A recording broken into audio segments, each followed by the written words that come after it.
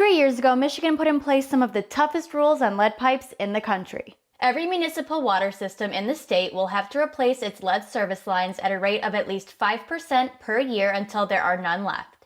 It will keep the state's drinking water safe, but some local officials are worried about the cost, which could top $2 billion statewide. This is a blatant unfunded mandate by the state that the water lines that the city is now responsible for replacing have historically been owned by the property owners, and the property owner would have been responsible. The state's actually requiring us to go into private property, and by law we have to comply with it, which means it will affect the water and sewer rates for everybody in the city. Though the state is looking to make grant money available, local utilities will likely pay most of the costs. Mason officials estimate that removing every lead service line in the city will cost more than $7 million. The deadline is 2045. I believe that the lead and the galvanized lines have to be removed, especially in light of what happened in Flint.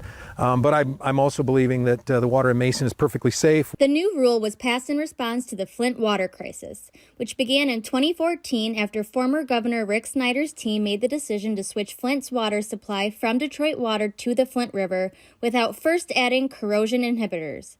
This caused lead from the pipes to leach into the city's drinking water, making it unsafe to drink. According to the CDC, any amount of lead in people's drinking water is harmful. Even 1 part per billion can be harmful. So with that in mind, that's why Governor Whitmer has proposed a $500 million clean water plan that includes $140 million in grant funding to replace these lead service lines. The Biden administration is also proposing a $45 billion plan to replace all of the lead service lines in the country. Dean urges all municipalities to look into grant funding to help with the cost of replacing the lines.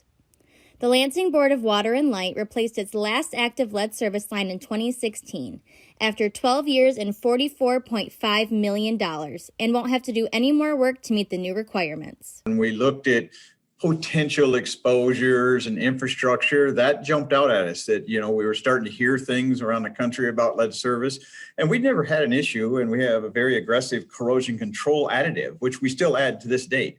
And we just thought, if you had a hiccup in it or something that, that there could be an issue. Peffley said that by 2006, they had perfected the technology that allowed the city to cut the cost from about $9,000 a service line to around $3,300.